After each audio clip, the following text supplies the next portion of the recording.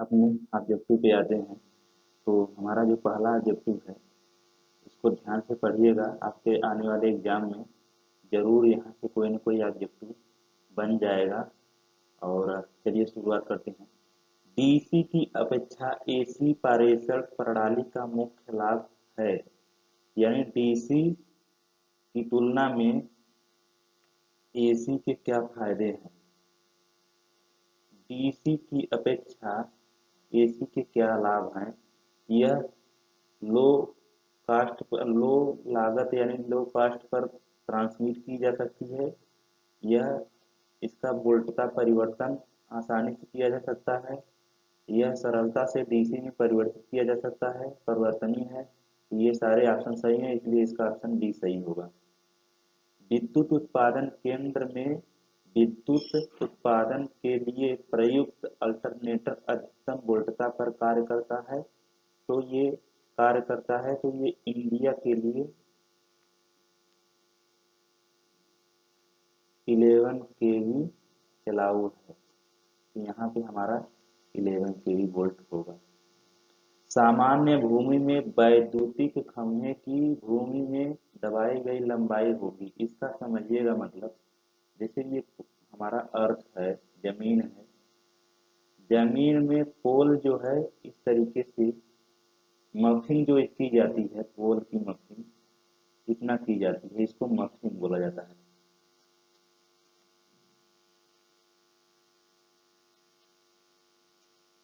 तो मफिंग कितनी की जाती है, तो पोल का 1/6 भाग जो होता है मफिंग की जाती है।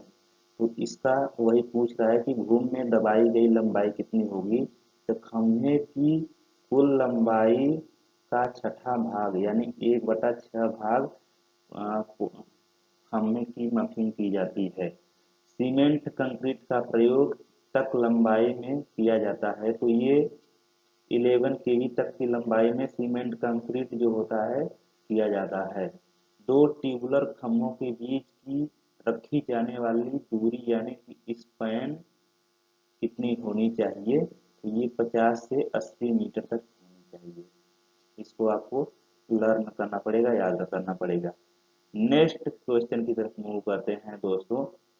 विद्युत वितरण सिरों पर लाइन में आजकल डॉट डॉट डॉट प्रकार के खंभों का प्रचलन है। तो ये ट्यूबुलर खंभों को ज्यादातर यूज किया जा रहा है, ये आंसर होगा।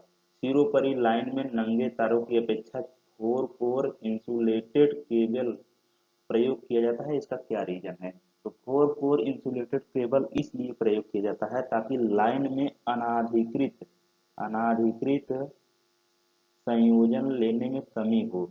जैसे जो लोग कटिया मार वाले होते हैं, वो लोग अगर नंगी तार बिछाया जाएगी तो उसमें कोई भी कटिया लगा लेगा, लेकिन अगर वही केबल हम लोग प्रयोग करेंगे तो वहाँ पे कोई भी कटिया नहीं लगा सकता है। इसलिए यहाँ पे फोर कोर इंसुलेटेड केबल का हम लोग प्रयोग करते हैं।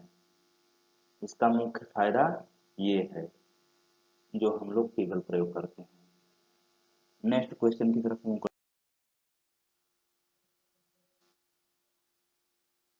ट्रिपल शेड चार शेड ट्रिपल शेड या चार शेड लटके हुए इंसुलेटर का प्रयोग किया जाता है। तो ये उच्च वोल्टता पर प्रारेषण लाइन यानी ट्रांसमिशन लाइन में प्रयोग किया जाता है। निम्न चित्र निम्न कौन सा इंसुलेटर प्रदर्शित किया जाता है। चित्र में कौन सा इंसुलेटर प्रदर्शित किया गया है। ये साइकिल इंसुलेटर, साइकिल इंसुलेटर। निम्न में से किस इंसुलेटर में तार को बिना लपेटे उसके निचले भाग में बने क्लिप में कसने की व्यवस्था होती है। तो ये सस्पेंशन इंसुलेटर में कसने की व्यवस्था होती है। हाई टेंशन सिरों परिचालक को कतार में खड़े, ये इस तरीके से, थोड़ा इसको देख लो, जैसे ये इस तरीके से ऐसे रहता है हमारा इंसुलेटर है ये, और इसके यहाँ से एक क्लैंप ऐसे बना रहता है, और इसी क्लैंप में ऐसे कंडक्टर गया रहता है। इसी क्लैंप में बस कंडक्टर को ऐसे कस दिया जाता है। ये कंडक्टर है हमारा।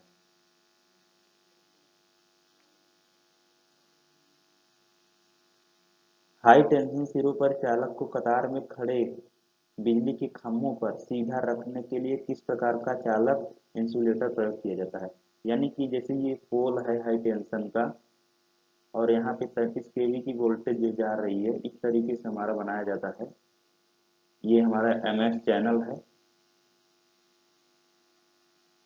तो इस पे जो है, जो यहाँ पे इंसुलेटर जो प्रयोग किया जाएगा, ये पिन इंसुलेटर अगर इस पे प्रयोग करोगे तो इस पे जो कंडक्टर रहेगा, कंडक्टर को ऐसे केवल इस पे रखना पड़ेगा। कंडक्टर को इस पे ऐसे रख दोगे तो हमारा ये इस पे जो प्रयोग किया जाता है, यहाँ पर पिन इंसुलेटर प्रयोग किया जाता है। इंसुलेटर को उपयोग में लाया जाता है। सिंगल फेज विद्युत शक्ति प्रणाली ज्ञात करने का सूत्र है। तो P equal to V I cos five से हम लोग सिंगल फेज का पावर निकालते हैं। विद्युत शक्ति निकालने का सूत्र है। सिरोपरी लाइन पर प्रयुक्त गार्ड की टनन सामर्थ्य, यानी जो गार्डिंग की जाती है उसको हम लोग 635 केजी से अधिक नहीं होनी चाहिए। 635 केजी से अधिक नहीं होनी चाहिए। ये आपको लर्न करना पड़ेगा, ये इम्पोर्टेंट क्वेश्चन है। केज गार्डिंग, केज गार्डिंग निम्न में से किस प्रकार की लाइन में की जाती है। तो थोड़ा सा इसको देखिए, गार्डिंग क्या होती है। जैसे गार्डिंग होना क्या है, गार्डिंग जैसे कि गार्डिंग का मतलब ये है कि हमारा जो इंसुलेटर है, हमारा जो कंडक्टर है, ये इस तरीके से जाता है। जैसे हमारा, इसको हम लोग वर्टिकली ले जा सकते हैं या फिर हॉरिजॉन्टली ले जा सकते हैं। तो जैसे मैं ये दिखा रहा हूँ, हमारा ये पोल है और पोल में इस तरीके से हमारा यहाँ पे इंसुलेटर लगा हुआ है, साइकिल इंसुलेटर मान लो इसको। साइकिल इंसुलेटर में एक क्लैंप है। तो हम लोग व्यवस्था ऐसी करते हैं तो ताकि ये जब ये कंडक्टर अगर नीचे गिरे तो डायरेक्ट किसी के, कोई जानवर, मान लीजिए यहाँ पे कोई गाय है और ये चर रही है या कोई मनुष्य है,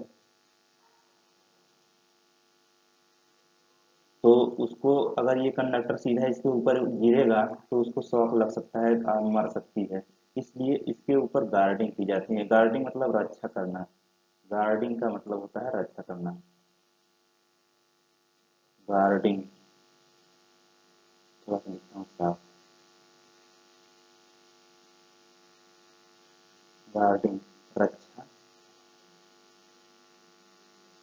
करना। गार्डिंग करने का प्रायः ये इस तरीके से ऐसे लगा दिया जाएगा और यहाँ पे इस तरीके से ये ऐसे ले आके नीचे से और इस तरीके से ऐसे, और ये यहाँ से इस तरीके से नीचे आएगा और यहाँ से ऐसे इसको पकड़िए। अब इसमें क्या होगा, अगर ये कंडक्टर अगर टूटेगी तो क्या होगा कि इसमें से आके लटक जाएगी और जमीन से सीधे न, जमीन पे टच नहीं करेगी। ये गार्डिंग ये पूरे लाइन में, मतलब कि दो पोल के बीच में 4 या 5 बार की जाती है। और ये कंडक्टर जब टूटेगा तो नीचे नहीं गिरेगा। और ये जो लाइन होती है, ये पोल के जरिए ये क्या होती है, अर्थ की जाती है। अर्थ की जाती है तो ये सीधे जब भी सब स्टेशन में तुरंत सूचना पहुंच जाएगी कि ये लाइन क्या हुआ है, टूट गया है। तो अर्थ स्विच जो हमारा है काम कर जाएगा। और हम कोई, इससे हमारा फायदा क्या है कि कोई जानवर के ऊपर या इसके नीचे कोई मनुष्य से जो भी काम कर रहे हैं या जो चल फिर रहा है उसे किसी को खतरा नहीं होगा। इसलिए हम लोग गार्डिंग की जाती है। तो केज गार्डिंग जो होती है, ये ऊर्ध्व प्रकार के, जो हमारा है ये ऊर्ध्व प्रकार के, इस प्रकार से जो हमारा गार्डिंग की जाती है उसे केज गार्डिंग कहते हैं। एक क्रैकल गार्डिंग होती है। क्रैकल गार्डिंग को भी थोड़ा सा देख लीजिए आप लोग। तो जो क्रैकल गार्डिंग होगी, जो इस तरीके से हमारा जो जाता है कंडक्टर, ये इस तरीके से जो कंडक्टर जाता है, तो इसके अगल बगल एक एमएस चैनल और एक एमएस चैनल यहाँ पे लगाते हैं इसमें। और इसमें एक ऐसे हमारा जो होता है, जो जो क्या बोलते हैं, SWGI वायर होता है, उसके जरिए से हम लोग GI वायर के जरिए इस तरीके से ऐसे नीचे यहाँ से और यहाँ से ऐसे लगा देते हैं इस तरीके से। थोड़ा सा इसको मैं और दिखाता हूँ आगे, ये इधर जा रहा है अगर, और ये सब हमारे कंडक्टर हैं। तो इस तरीके से ऐसे नीचे जाएगा और ये इस तरीके से नीचे आके इसके से जुड़ जाएगा। तो ये कंडक्टर जब टूटेगी तो इस पे आके गिरेगी, ये कंडक्टर टूटेगी इस पे आके गिरेगी, और ये जो होता है ये नीचे आके ऐसे अर्थ पे होता है। तो इस पे जब गिरेगा ये कंडक्टर तो क्या हो जाएगा, सीधे किसी भी जानवर को खतरा नहीं होगा। और इस प्रकार के जो हमारी गार्डिंग की जाती है, इसे हम लोग क्रैकल गार्डिंग बोलते हैं। तो गार्डिंग दो प्रकार की है, एक क्रैकल गार्डिंग, एक केज गार्डिंग। तो गार्डिंग आपको समझ में आ गया होगा कि गार्डिंग है क्या। तो चलिए हम लोग नेक्स्ट क्वेश्चन की तरफ मूव करते हैं।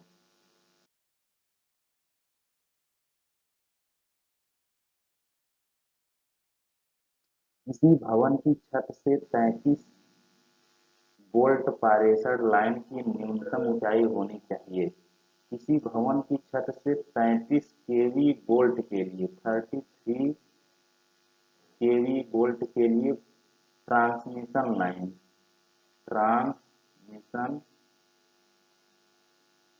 लाइन के लिए न्यूनतम ऊंचाई होनी चाहिए 3.66 मीटर। ये आपको याद रखनी चाहिए, ये याद रखने वाली चीज है। भारतीय विद्युत नियम के अनुसार जब सर्विस लाइन को किसी गली या उसके पार किसी अन्य जगह पर किसी अचालक तार से संबंधित किया जाए तो लाइन का चालक या उसका कोई भाग एक निर्धारित ऊंचाई से अधिक पर नहीं लगाया जाएगा। ये भारतीय विद्युत का भारतीय विद्युत नियम के अनुसार एक नियम है। 11,000 वोल्टेज लाइनों के लिए यह ऊंचाई क्या होगी, क्या 0.96 मीटर होनी चाहिए। ये भारतीय विद्युत नियम के अनुसार ये आपको याद करना पड़ेगा। किसी भवन की छत से किसी निम्न एवं मध्यम वोल्टता लाइन के चालक तार की ऊर्ध्व ऊंचाई मीटर से कम नहीं होनी चाहिए। किसी भवन की छत से किसी निम्न एवं मध्यम वोल्टता लाइन के चालक की ऊर्ध्व ऊंचाई कितने डॉट डॉट डॉट मीटर से कम नहीं होनी चाहिए। तो इसकी जो होनी चाहिए 2.439 मीटर से कम नहीं होनी चाहिए। जब एक ही खंभे पर वितरण लाइन तथा स्ट्रीट लाइन दोनों स्थापित की गई हो, ये मतलब एक ही पोल है, इस पोल पे वितरण लाइन मतलब डिस्ट्रीब्यूशन लाइन 3 ठो बिछाई गई है, और इसके बाद एक स्ट्रीट लाइन इसी पे हमारा जैसे जो हमारा लाइट लाइटनिंग की जाती है इस तरीके से, ये इसको लाइट को केवल दी गई है। ये स्ट्रीट लाइट है। स्ट्रीट लाइट स्थापित की गई है तो दो खंभों के बीच की स्पैन क्या रखनी चाहिए, दो स्पैन के रखने की ये 45 मीटर से अधिक नहीं होनी चाहिए, क्योंकि जैसे दो पोल के बीच में रहेगी तो ये दो पोलों को उजियाला भी करेगा ना, वो प्रकाश लाइट भी देगा। तो इसलिए हमारा इनके और इनके बीच में यहाँ पे भी एक हमारा ये लाइट लगा हुआ है, तो इन दोनों के बीच में जो स्पैन होना चाहिए 45 मीटर से अधिक नहीं होनी चाहिए। ये हमारा नियम है। तो चलिए नेक्स्ट क्वेश्चन की तरफ हम लोग मूव करते हैं।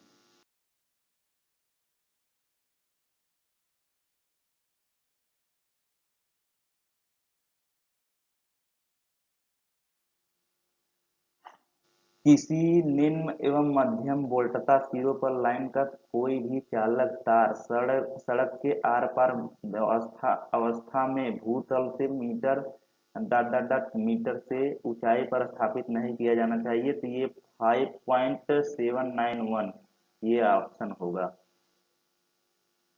विद्युत वितरण प्रणाली में उपभोक्ताओं के लिए 5 तार वाली सिरों पर लाइन स्थापित की जाती है जिसकी वोल्टता होनी चाहिए, तो ये 400 वोल्ट होनी चाहिए। 5 तार वाली वितरण प्रणाली बोल रहा है ना, तो वितरण प्रणाली में 400 वोल्टता वोल्टता यानी वोल्ट होनी चाहिए।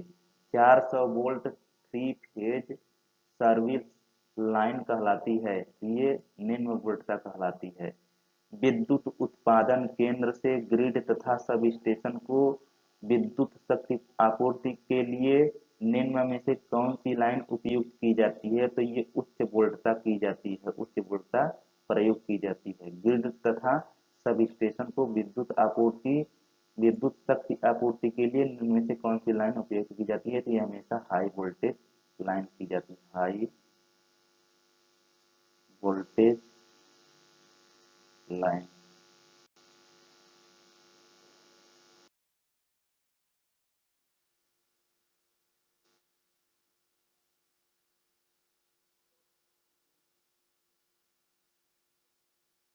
थैंक यू दोस्तों, यहाँ पे हमारा सेशन एंड होता है। और सभी दोस्तों को